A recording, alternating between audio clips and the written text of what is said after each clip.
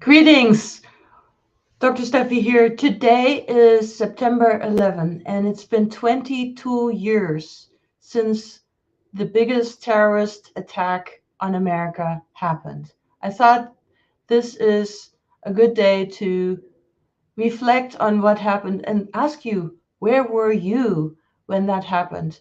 And I'm sure that if you were old enough, like me, to have been an adult or even maybe a teenager, you remember exactly where you were. Well, I want to share with you real quick a story of where I was, and then share with you a story of a friend of mine who is a firefighter. So grab a cup of coffee real quick and let's chat. So I was in Japan. At that time, I was still working as a scientist, working for a company in San Diego, and I was given permission to go to a conference. I was giving a talk there. It was a technical conference, and the conference took place in Hiroshima, of all places. And you may know that I'm born in Germany. I grew up there. So Hiroshima certainly has, um, I don't know, pretty ominous uh, ring to it, I guess, and I guess as an American, as it probably does as well. So we were at the conference in Hiroshima. We spent the day at the conference. We bowed out in the afternoon and went to the Memorial Museum and saw, all the stuff about the atomic bomb that had been thrown over Hiroshima.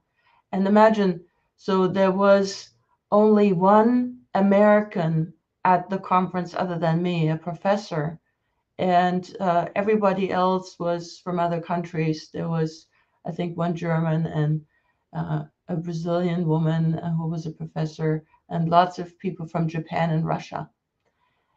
And I'm telling you this because it was really an amazing, beyond words, really, experience to be in Japan when I learned about the attack. And imagine I came to my room, my little hotel room, at the end of this evening. I had had just a conversation with the one and only American, other than myself, who actually owned shares in the company that I was working for. And the company actually was involved in aviation security. And he asked me, Steffi, do you think the shares of this company are ever going to go up? And I said, well, I don't know. And he said, well, I don't think it's going to happen unless there's another aviation disaster with some kind of terrorist attack. Imagine hearing that. And then I went to my room. I turned on the TV while I was undressing. And because of the time difference, right? So it it was right when this happened. And when I first turned on the TV, all the language was in Japanese, which of course I didn't understand. And I really didn't, I saw what was happening, but I didn't understand. And, but I thought, man, I think I know these buildings. And what is this? Is this a movie? What is this? Anyhow, it perturbed me enough to look at the remote and fiddle around with it until I found a bilingual button to convert this reporting into English. And I was just shocked. And here I was in Japan, and I think I have never felt lonelier in my life and so helpless. And I thought, what is going to happen now? But you see, what happened after that is a story of great heroism. And I think it's important that we never ever forget. And this brings me to my second story. On Friday, I was at our Rotary meeting here in Flower Texas, and a friend who is a firefighter, now retired, shared the story how he lives in the Dallas area in Lewisville, Texas, near Dallas. And he and two buddies of his, who were also firefighters, went on the very first flight they could to fly to New York and say, how can we help? And he described how the entire city was covered with 6 inches of dust. Just imagine that. And they were there to help in however they could. He described how they went to a fire department where every single firefighter of that department was dead, had died in the effort to rescue as many people as they possibly could. Nearly 3,000 people died that on the day of the attack. What most people don't realize is how many people have died after as a result of the dust and also the hazardous fumes that first responders breathed in, and also people in the city. There are over 40,000 deaths that have resulted from that since then. And that is something we don't think about. But Mike, my friend, he pointed out that when they signed on to become a firefighter, they knew that their risk of getting cancer is something like, I forget, 6 or 8 times higher than the normal person. He said, I had my bout of cancer. Luckily, I was able to get over it. But we knew when we signed that dotted line to become a firefighter, a first responder, we knew the risks. And we did it anyway. And that is just so humbling. That level of service above self, I just want to honor that. And I want to say that, when we do service above self, that is when we are at our best. This is the best that humanity has. Service above self. And so when Mike told us that he had created a foundation called Crisis Responders, I wanted to support that charity, and I am. And I'm going to tell you in a second a little bit more about how you can help if you like.